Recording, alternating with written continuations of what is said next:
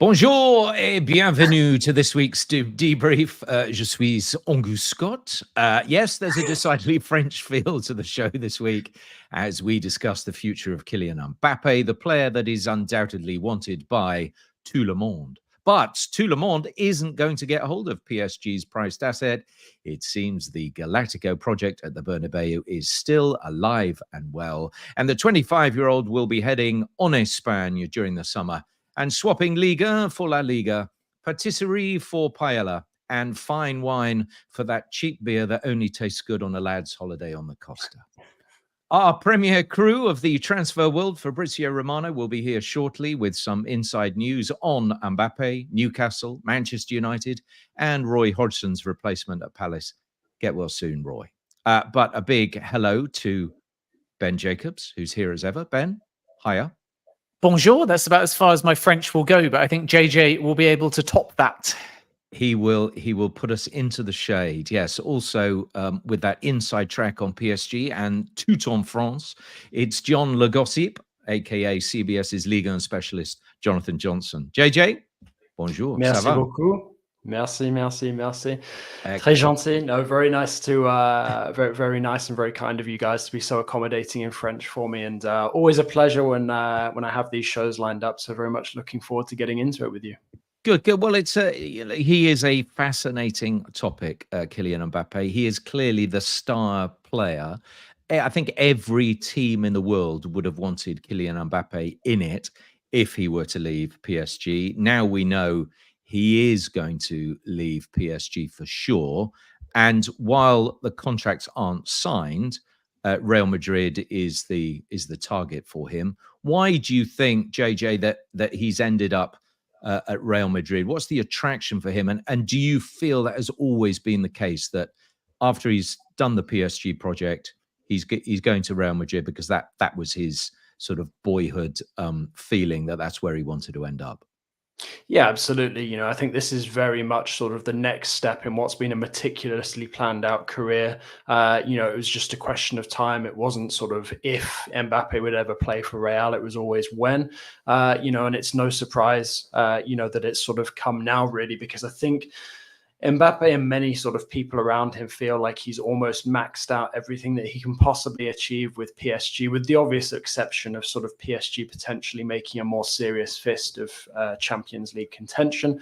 And that could still happen, with the remainder of this season. You look at the way that PSG is set up at the moment, very comfortable in Ligue 1, going well in the Coupe de France, but also, have taken an important option on heading into the second leg of their round of 16 clash with Real Sociedad in the Champions League. So, as much as I'm sure Mbappe would love, is relishing the prospect of potentially walking away, having won everything in his final season with PSG, it is going to be very difficult. But I think it's, it kind of feels like it's sort of now or never. And perhaps, in a way, the kind of pressure coming off, knowing sort of that this will be Mbappe's, last dance with PSG, so to speak, might actually, sort of galvanize the team, to sort of raise their game, and for it to not just be Mbappe and sort of 10 other teammates trying to lead PSG to continental success. So for the moment, I think there is definitely an element of,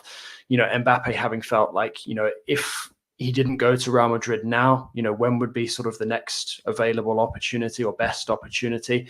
And I think it just sort of felt like it all kind of fell into place with the opportunity to opt out of the final year of that contract with PSG. And the feeling as well in Paris has not necessarily been one that's always been the most optimistic regarding keeping Mbappe beyond the end of this season. Obviously, there was hope, up until it was finally directly communicated by Mbappe to PSG chairman and CEO Nasser Al-Khelaifi. But it's it's done now. PSG and Mbappe themselves have clarity. All parties can move forward, as has been stressed before.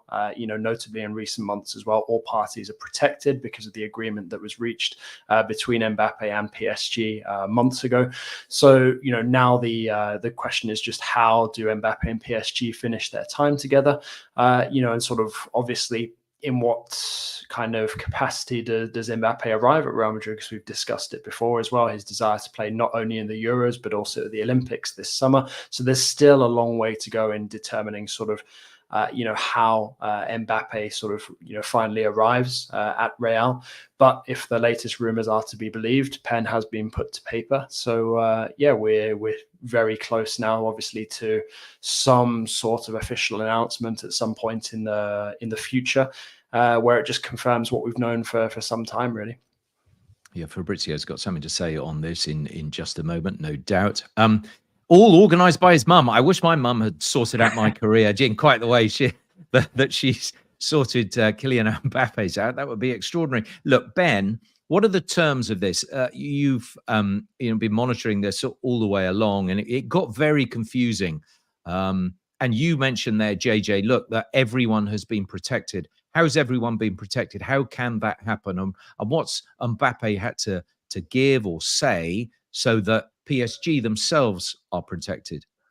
Well, first of all, I think we have to go back to the summer where PSG were really irked by the possibility that Kylian Mbappe had kind of agreed something in secret with Real Madrid, got a massive sign-on fee of 130 million euros, and they risked the possibility of losing him on a free transfer. And then that resulted in Mbappe being excluded from the tour of Southeast Asia. Since then, Mbappe and Nasser Al-Khelaifi held talks, cleared the air, and what Mbappe did was commit to a binding financial agreement whereby he waives bonuses, including his loyalty one, and PSG get a ballpark figure of 70 to 80 million euros if he leaves on a free transfer.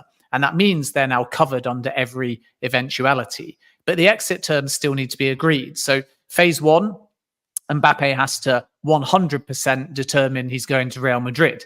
I don't think anyone is suggesting he won't, but there's still several things to iron out, such as start date, is he going to play at the Olympics, and the overall package, including the wage, which is lower than the offer in 2022, and the sign-on fee. Once that's all done, Mbappe will circle back to PSG and exit terms will be determined. And that may even happen concurrent to negotiating with Real Madrid. So option number one, the simplest one, is PSG are covered because Kylian Mbappe joins Real Madrid on a free transfer and he waives the money that I've mentioned, and then they reinvest that and they save about 200 million gross off their wage bill, and they can also put that towards their summer budget. Option number two is that Kylian Mbappe actually pays PSG a portion of, or even all of, the sign-on fee that he gets from Real Madrid. So he's effectively financing his move.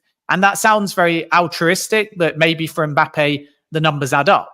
Option number three, it gets even more complicated. And here's why I suggested concurrent exit term negotiations with PSG and negotiating with Real Madrid, is Mbappe could, hypothetically, it's probably the least likely of the options, extend at PSG in order to be sold. Now, why would he do that? Because by extending at PSG, he would get back his loyalty bonus. He would get a higher wage between now and the end of the season, and maybe make more money that way through the loyalty bonus and the wage than taking a sign-on fee from Real Madrid. And then it would all just depend whether the maths also added up from PSG's perspective. So it's complicated, but under every scenario, the most unlikely, him extending to be sold, and the most likely, him leaving on a free transfer, all parties will benefit financially. And that's why PSG are calm about the situation. That's really interesting. JJ, do you feel that actually the winner here is Nasser Al-Khelaifi? Because ultimately, Mbappe could have left for nothing. He could have just not extended his contract, but because he had this extra year anyway. And actually, Nasser has ended up getting 70 or 80 million pounds back that he wouldn't necessarily have got, because Mbappe could have left, could have taken his bonus, and could have had a big signing on fee from Real Madrid as well. So actually, he's got the least worst option out of losing what is clearly a key player for his club. Yeah, absolutely. I mean, I think you have to look at it for PSG as a whole. PSG have gone from potentially losing massively, to not losing as sort of as badly as it looked. Would probably be the case. Back in the summer. As you rightly mentioned, there is the financial aspect and sort of cushioning the financial blow, substantially is a big win given how sort of PSG left themselves over a barrel, really, for want of a better phrase. Given that Mbappe had the power, with that final year of the contract to opt out and immediately sort of put the ball in his own court very firmly, by opting for that, and then that really sort of caught PSG unaware. So yes, there has been sort of a very sort of impressive recovery job done, by PSG in those terms. But also, I think as well, something that has to be flagged up as well is that PSG have also done a very good job of sort of already preparing themselves for the sort of after Mbappe era, the post Mbappe era, because of the squad that's been assembled currently. If you took Mbappe out of that for suspension or injury or whatever, it's still, a team that is capable of competing. You look at the attacking options, PSG are much better stocked than than how they were when they were thrust into that situation when Mbappe opted out of the final year of his contract. So I think PSG now can approach the situation, with much more positivity than they would have done sort of 6 months or so ago. But equally at the same time, it is still a blow, to lose a player of Kylian Mbappe's caliber. Yes, of course, as well, sort of his big, sort of personality and character and sort of everything else that comes with it as well, because we're not just talking about a football player here, we're talking about a brand as well. But ultimately, I think, PSG will feel more satisfied now with the way that things are going than sort of they did just as the new season was getting underway. And they felt very much like, they'd been sort of, betrayed, and sort of things had gone on behind their back that they were caught unaware by. Both of you, this question: is there any way that somebody could come in and scupper a deal for Mbappe going from Paris to Madrid? I read in the last couple of days the possibility that Man City have spoken to representatives, or should we say Mbappe's mum. But whether this is just spurious talk and it's all rubber stamped and it will happen. But could anyone else tip their toe in the water and actually snatch him in what will be a coup de grace? My answer is very short, no, but don't be surprised if you read yes, because until Mbappe's got everything he wants, we're going to get smoke and mirrors. And this is why I think a lot of stories are out there that there's Premier League interest or there's a massive Saudi offer. This helps the Mbappe camp get exactly what they need on their own timescale, financially, but also beyond that. And remember, the Real pitch is not just about money, it's about kudos and glamour and personal development of brand. So the more Mbappe has to get everything he wants, whether that is money, sign-on fee, image rights, flexibility, other business interests, and so on, these things can come by generating interest. And at every juncture in any Mbappe saga, going all the way back to his renewal at PSG, there's been games from all parties, really. It's played out very politically, hasn't it, JJ? And this is why I think we're going to constantly hear about twists and other Mbappe interest. It was fascinating, wasn't it, in January, on the day that some media said Mbappe had signed at Real Madrid, which wasn't correct at that time. We also heard that he was put off by the Real offer. He was still considering signing at PSG, and some were reporting that there was Premier League interest. And I think that sums it up. Mbappe is somehow able to use the media to deflect and get everything he wants in terms of leverage, even though, to me anyway, I think, JJ, this is very simple. Mbappe will join Real Madrid and there's nothing any other suitor can do. Yeah, absolutely. I wholeheartedly agree with that. And sort of, if I was to sort of add or to develop on what Ben said, I think the closest that we really could have come to seeing Mbappe swayed to go somewhere else other than Real Madrid, I think the strongest chance for that was probably Liverpool, whose interest in Mbappe was long-standing for a significant period of time. But sort of the last couple of years, obviously the failure to qualify for the Champions League this season, but then also the current situation where Jurgen Klopp's leaving, there's going to need to be a massive change in how the club is structured behind the scenes. I think that was really sort of the biggest and strongest opportunity that the Premier League had of bringing Kylian Mbappe in at this stage of his career. But really, brutally, honestly, Real Madrid have had such an advantage, over any competitor for his signature. Like I said earlier, it's just been a question of when, not if. Kylian Mbappe leaves PSG for Real Madrid, and obviously we're now close to that finally happening. But like Ben said, you have to recognize that Mbappe and those around him have learned how to manipulate and sort of play different parties via the media extremely well over the last couple of years. And the one thing that I would say is I don't think that ends when he signs for Real Madrid. I think it's only going to get it's going to become an even bigger and a more well-oiled operation in the future. Okay, we'll discuss a bit more about this in just a few minutes, predicting Mbappe's path forward. But let's get the thoughts of Fabrizio Romano, our transfer guru. We caught up with him just a little bit earlier. Fabrizio, thanks as ever for joining us. Let's start with Kylian Mbappe. That's what we're talking about today. We know he's leaving PSG, but is anything signed with Real Madrid yet? No, from what I'm hearing, not yet. We still have to wait for that formal step.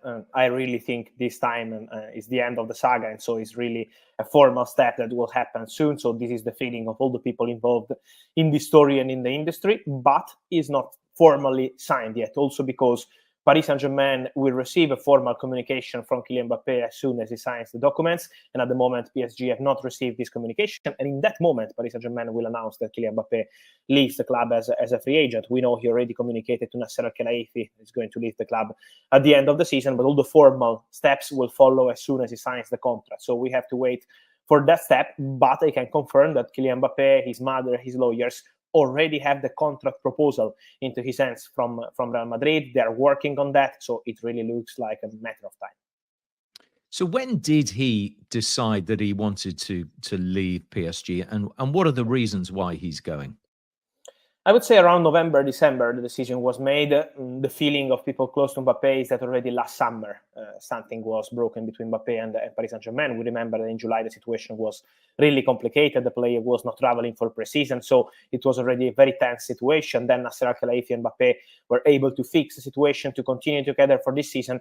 But around November, December, Mbappe made his decision to leave the club. Then in January, he decided to take some time also to communicate with his camp, with other people involved in this story, and then to inform Nasser Al-Khelaifi in February. And I think he decides to leave because it's time for him to try something different. He was already very tempted 2 years ago. We know that he was close to joining Real Madrid, but also in that case, he never signed anything. So that's why Paris Saint-Germain were able to change the story in the final hours of the saga.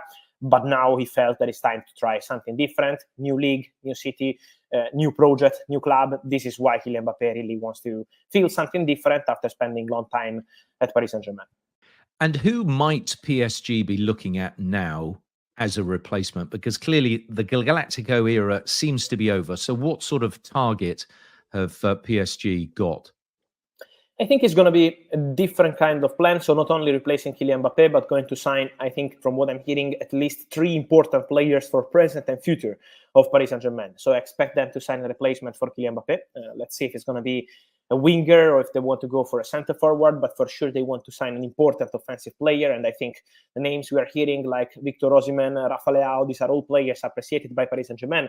The specific case of these 2 players already signed by Luis Campos when he was the director at Lille. So he knows the players so well and their representatives. So the relationship is very good with both of them. And I think they can be 2 candidates. But PSG, from what I'm hearing, have still not decided who is the player they want to sign in that position. So Leao and Osimhen can be two candidates for sure, but there could be others in the list. Then an important midfielder. PSG already wanted Bernardo Silva 1 year ago. Let's see if they return on Bernardo. In January, they tried to ask about the situation of Bruno Guimaraes, but it was impossible to make the deal happen with Newcastle. But in the summer, there will be the release clause, £100 million. And so an interesting one to follow for Paris Saint-Germain, also the midfielder, because they will sign a top midfielder. And then an important centre-back. Lenny Giroud from Lille remains the top target, a player they already wanted in January, and they expect Paris Saint-Germain to return for Giroud. It's not going to be easy because Real Madrid are also interested, clubs in England, so Giroud is in the list of many, many important clubs, but they want to sign an important centre-back, and I think it's going to be a very busy summer at Paris Saint-Germain. Let's move on to Manchester United, probably a busy summer there as well. Dan Ashworth is expected to join as sporting director after informing Newcastle yesterday that he wants to leave and has now already been placed on gardening leave. Do you expect an agreement to be wrapped up this week?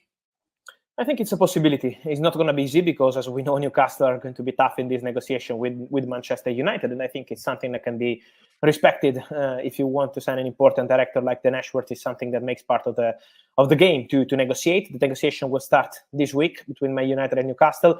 From what I'm hearing, Man United will do their best to have Dan Ashworth already available for the summer transfer window. So right now, these months, they want to plan the summer transfer window with Dan Ashworth. They really want to make it happen. So it's not going to be an easy negotiation in terms of money, but I'm sure that Ineos will try. Ineos will try because they believe that Dan Ashworth is crucial to start this project. It's the same feeling also for Omar Berrada, who wants to start this project with Dan Ashworth. So I'm sure the negotiation is not going to be easy, but it's going to take place because Man United will try their best. Another talented recruitment lead, Sam Jewell, could be on the move from Brighton. If he chooses to depart, is Chelsea or Manchester United the most likely destination?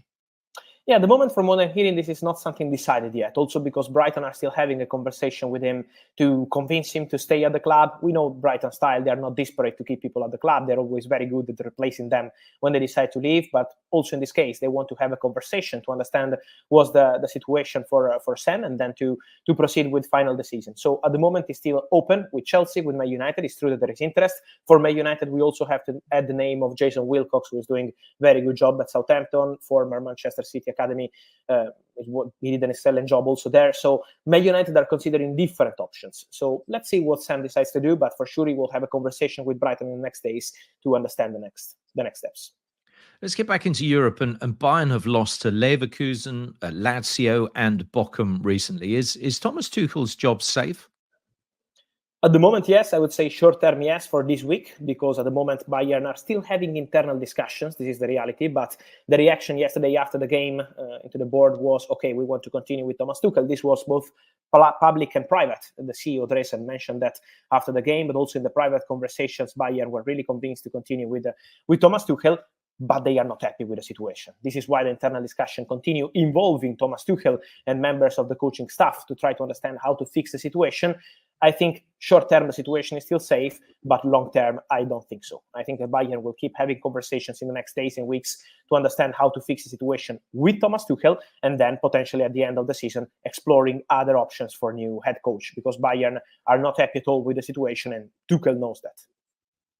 Well, not surprisingly, they're 8 points adrift, I think it is, of Bayer Leverkusen and Xabi Alonso's side at the top of the table. Is there, with that in mind, is there any update on Liverpool's search for a new manager, and could they escalate their pursuit for Alonso, given that Bayern may be looking for a new boss imminently or in the summer?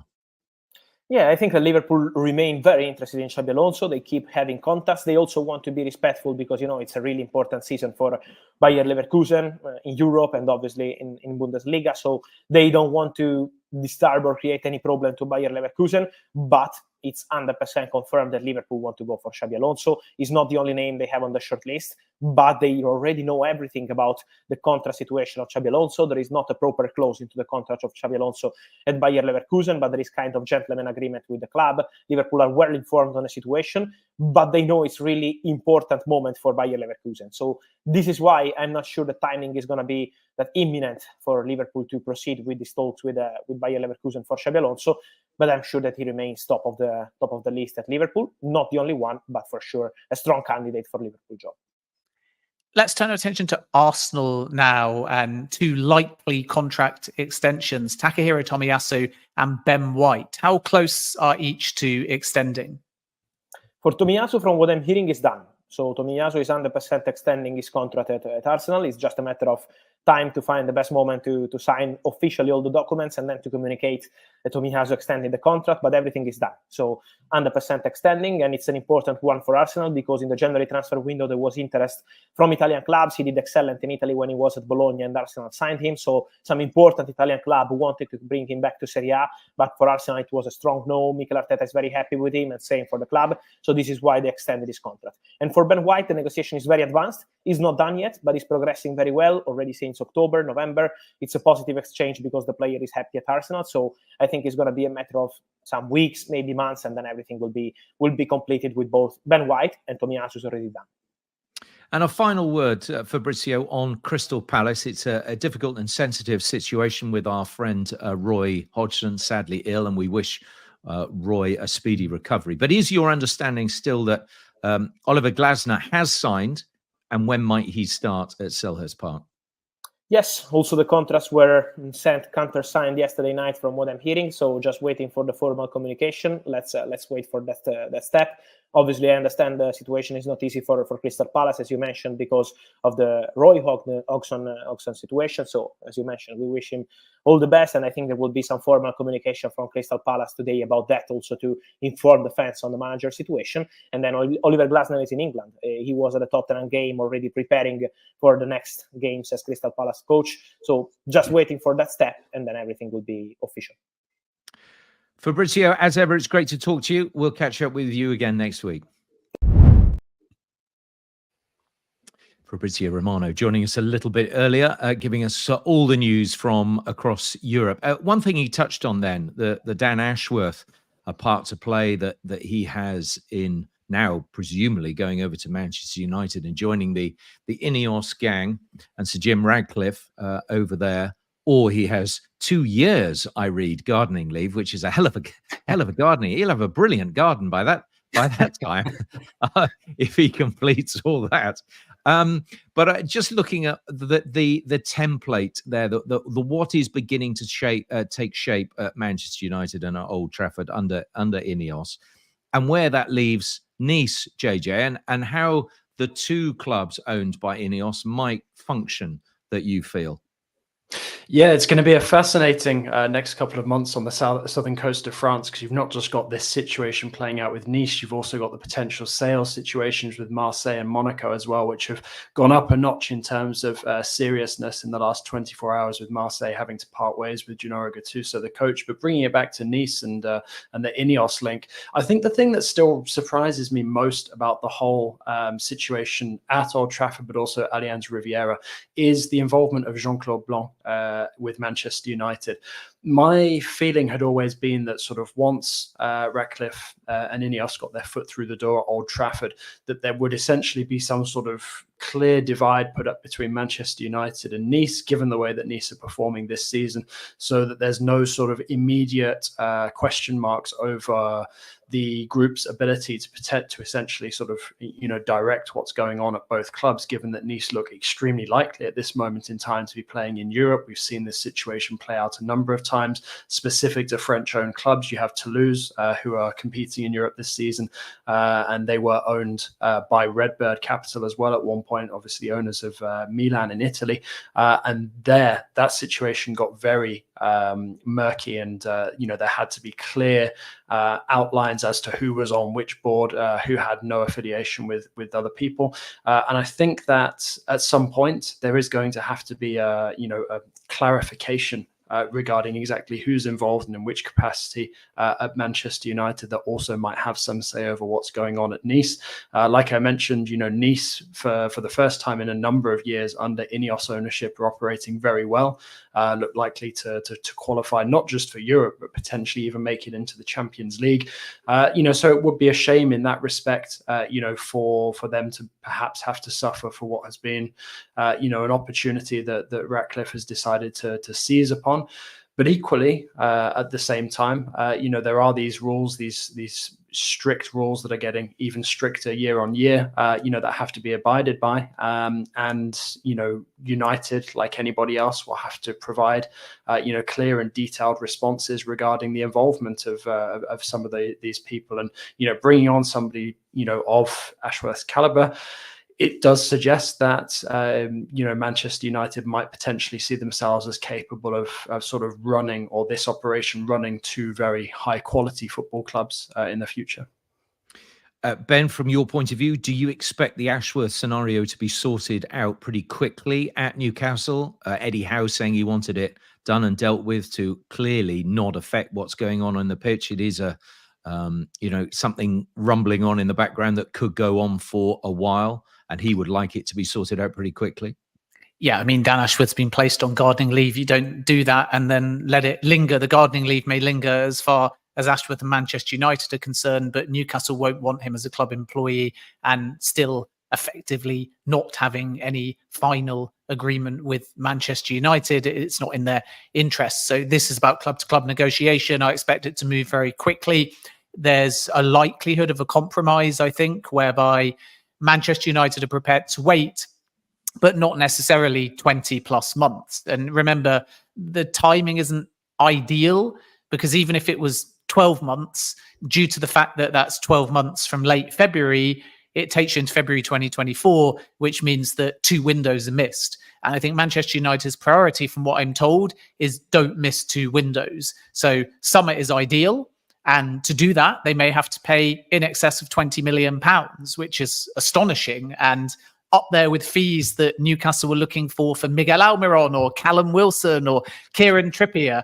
And this is modern football now, where names like Dan Ashworth have that kind of worth. And Newcastle, of course, if they are to reduce or remove the gardening leave, want as much as possible.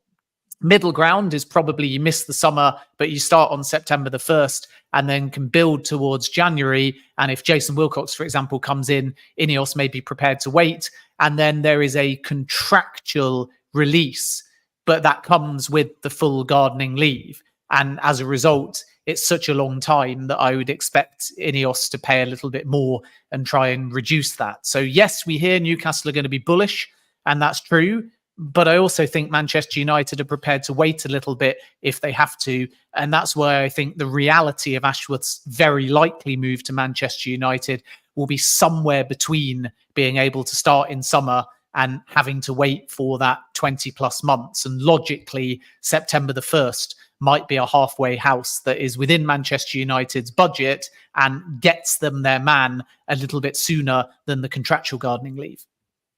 Let's get back to PSG, though. JJ, tell me what you think their philosophy is now. They've clearly got rid of the Galacticos that didn't quite work.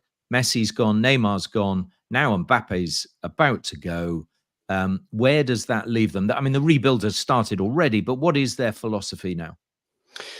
I mean, I think it's quite clear their philosophy. You look at the influx of French players, and certainly players who hail from sort of in and around the Paris area, and it's clear that in the future they're going to build more towards that. We know that they've got the phenomenal new campus based in Poissy, which logically suggests they're going to rely more heavily on talent that comes through the youth academy. I mean, you look at some of the players that they can bring in for next season, and I know that he's not a French talent, but technically Xavi Simons, despite being a Netherlands international, made his professional debut with PSG, so technically counts as a homegrown talent. And I think sort of putting him front and center the way that he has been performing with RB Leipzig this season, that's something that PSG will certainly look to sort of add to this developing identity that they're bringing on.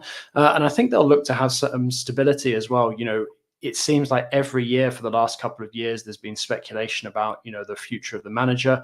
Everybody seems quite happy with the direction that Luis Enrique is taking PSG at this moment in time. Sure, there's, a bit of nitpicking about him perhaps not quite being settled on his preferred starting 11, notably in the Champions League games. But other than that, I think people are very happy with the fact that he is a very youth-focused tactician, and he's somebody who's got a significant amount of experience as well, notably in winning the Champions League with Barcelona back in nearly 10 years ago now.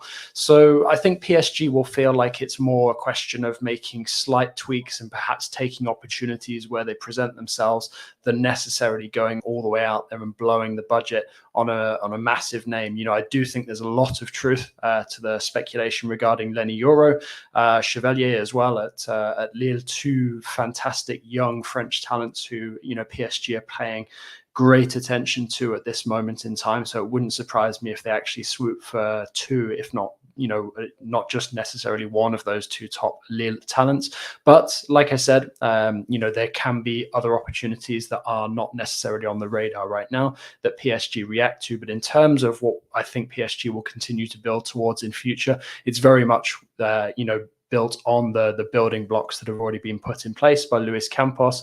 And that is to sort of build around this French core of this team now that Luis Enrique is putting together. And the irony, of course, would be that they could be more successful. They wouldn't have the big names, but they may be more successful as a team than when they were the Galacticos and they had the biggest names of all in world football.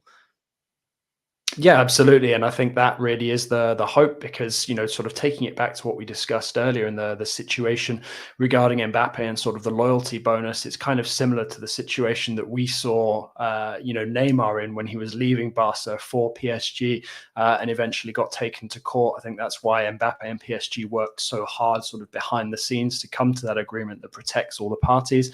Because at the end of the day, when you're dealing with some of the biggest names in football, and not just the players, but the brands as well. It gets very, very messy. And I think PSG have been fatigued over the years by dealing with that, not just with Mbappe, but like you said, with Neymar, with Messi. And then before that as well, much less problematic, but the likes of Thiago Silva, Angel Di Maria as well. PSG have had some of the biggest names in the modern game, come through and play their football at Parc des Princes. So I think that they are now looking forward to embracing the project that people have been calling out for them to do for years, which is focus on the domestic talent that they have under their nose. Because you look at the amount of times that PSG have been haunted in Europe by a player that's come through their youth academy or started their career in Paris. And it's something that I think PSG finally sat up and really took notice of. Certainly in 2020 in the Champions League final, potentially the biggest moment for PSG in their European footballing history. And who denies them Champions League glory? Kingsley Coman, who came through PSG's youth academy.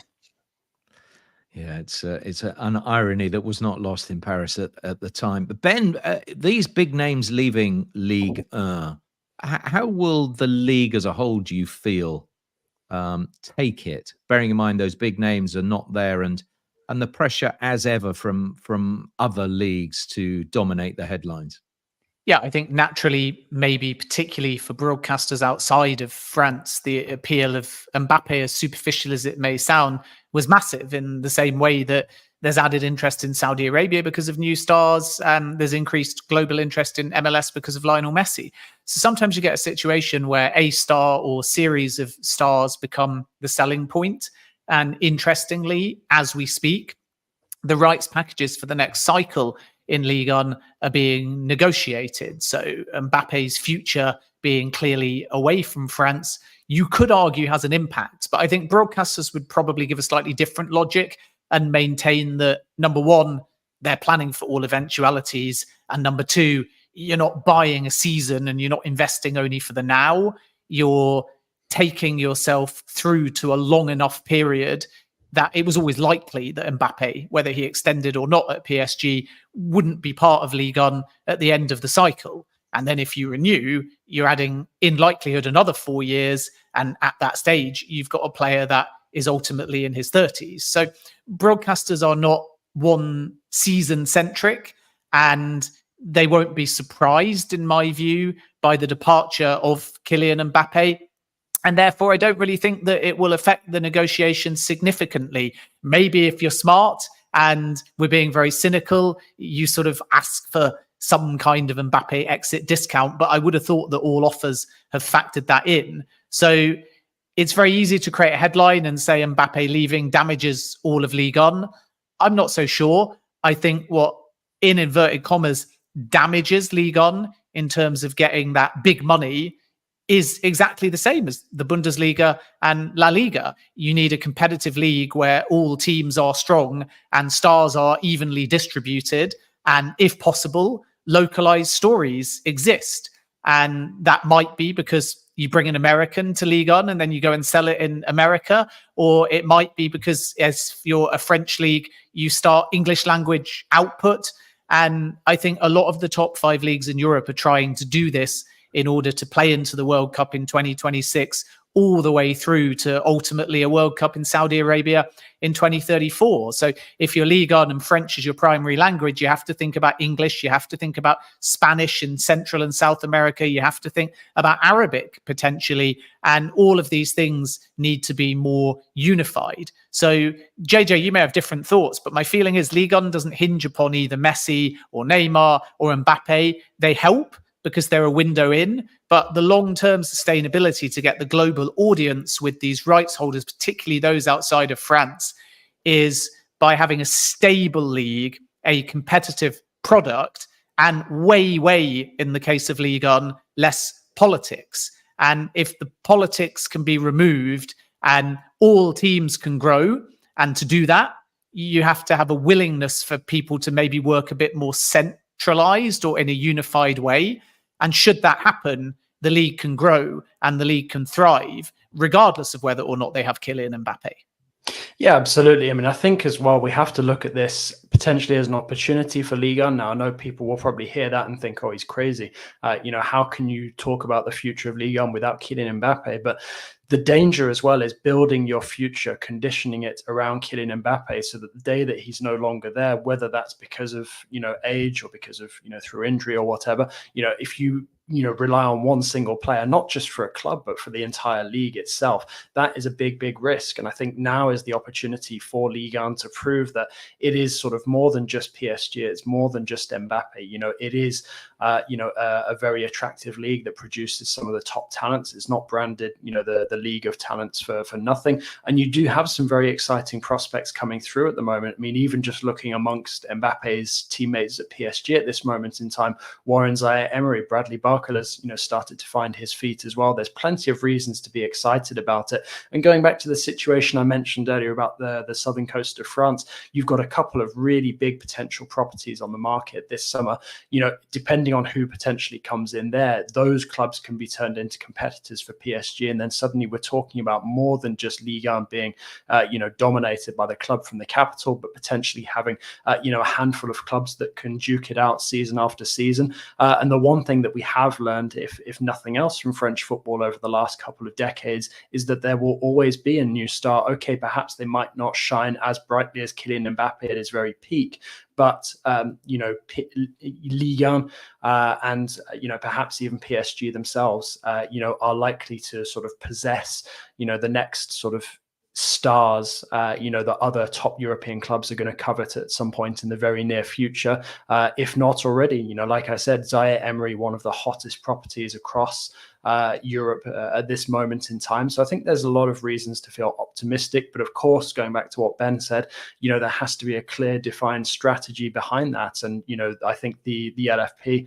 and the decision makers now have to embrace that, because, losing Mbappe doesn't necessarily mean, that the product has been completely cheapened. If anything, it's a chance to really rejuvenate the product, sell it in a different way, and potentially open up to different markets as well. Yeah, and different investors potentially.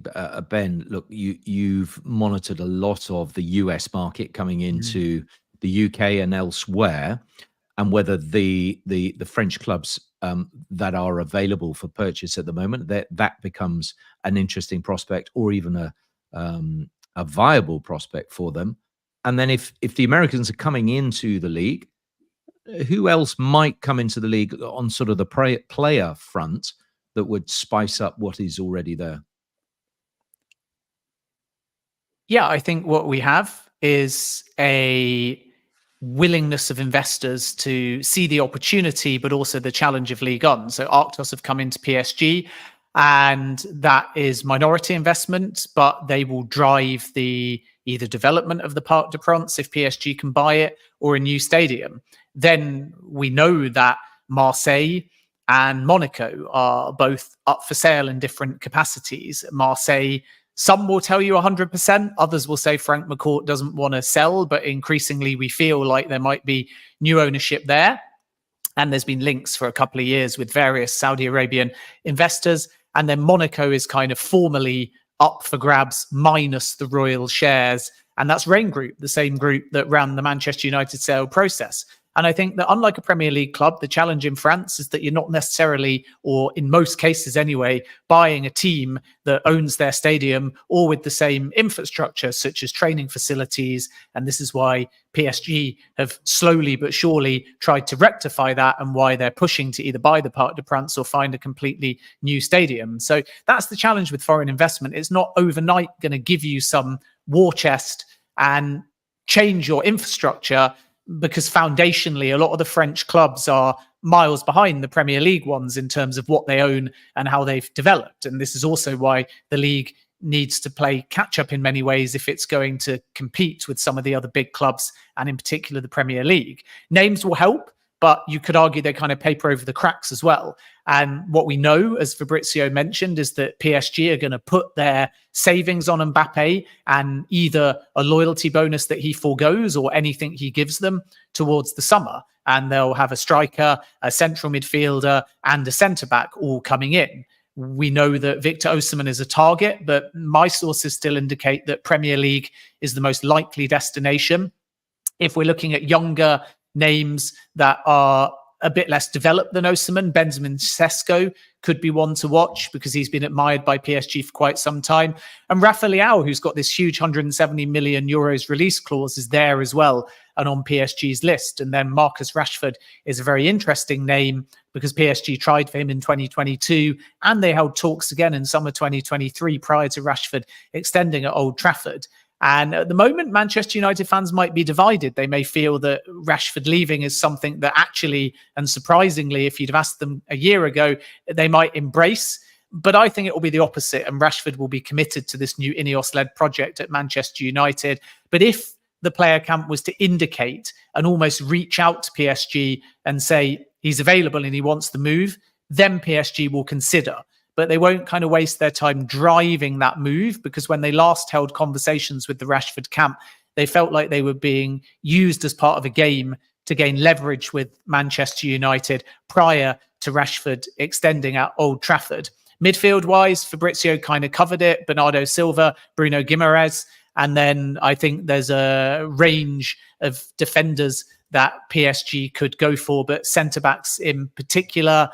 And we'll kind of have to wait and see what direction they move in there. We know that they like, for example, Lenny Yoro. Jonathan Tah is another name that I'm told they've looked at in the past. And then a new name, which is quite interesting, not that they've advanced anything, but Levi Colwill is a player that PSG and also Liverpool are very, very vaguely, and I stress very, very vaguely, tracking. And the reason for that is because Chelsea have got no interest in selling. Colwill at the moment's got no interest in leaving. But flash forwards, let's say a year maybe, and it is probably one for summer 2025, not 2024, if he either is still playing left back and not regular centre-back, if he feels that his England chances are being impacted by a Chelsea project that maybe is changing their managers or doesn't have Champions League football, something could change in the future. And this is not to fuel Colwill out speculation, because right now, Chelsea would laugh off any offers, and so would Levi Colwill. So there's a real commitment to make it work at Chelsea. But if in a year these variables all happen in a way that doesn't help Chelsea, then of course their star names are going to start to be open to possibilities. And that's why you always monitor the situation and you always maintain relationships on the player camp, just in case a window of opportunity presents itself in the future. And Liverpool are doing that and PSG are doing that as well. I wanted to round up, JJ, whether you think that PSG can be a more successful club without Mbappe. I mean, I think in terms of a successful club, I think PSG, we should recognise, have already done a very, very good job of being a successful club in terms of what they do away from the pitch. I think sort of what we're focusing on here with the question is, can PSG be more successful on the pitch? And in measuring that, I guess we have to ask, can they be more competitive in Europe? And I do think that they can. I mean, I think that they can be competitive right now, given the way that the team is set up, how it's performing form-wise. Let's not forget the last time that they lost across any competition at this moment in time was back in November. They do have that first leg lead against Real Sociedad. So I'm standing by my guns. I think that I think that PSG are going to enjoy a good season. Obviously, we know now it's going to be their final one with Mbappe as well. But I do think that they could still go on a deep run in Europe, but sort of looking forward more to the long term. Obviously, when you free yourself in terms of sort of the salary commitment to keeping someone like Mbappe, immediately having that off the books and being able to use, different funds in different positions, I think long term PSG could be turned into a more competitive outfit in terms of certainly how they perform in Europe. I think it would be good to see. I think it's an interesting time of the year because I don't think there are, apart from Man City, you'd say, there are any dominant forces in Europe. And you look at Bayern's form at the moment. We haven't actually said that. Why not Harry Kane to PSG? Because he's clearly not going to find a trophy in Munich at the moment. So his hunt for silverware goes on.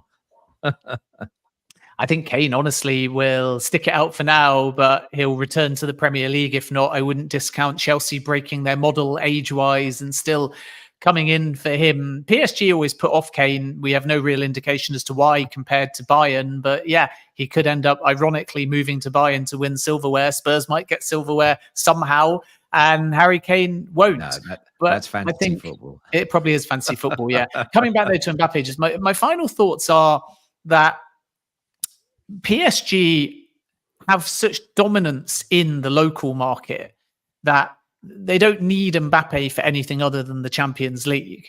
And to win the Champions League, usually you need a team rather than an individual star.